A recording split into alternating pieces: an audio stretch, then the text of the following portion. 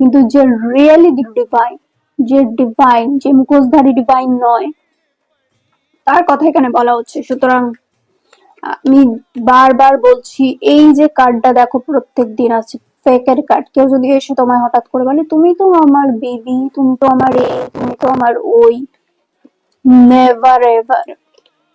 কে ভাই তুই? কে? আমি চিনি না। কে ভাই?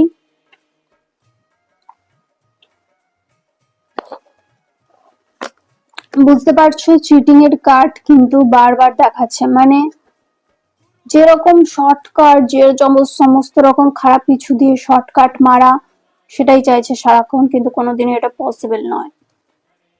উপরে যতক্ষণ ডিভাইন আছে ততদিন এই খারাপ জিনিস কোনোদিনই পসিবল নয়।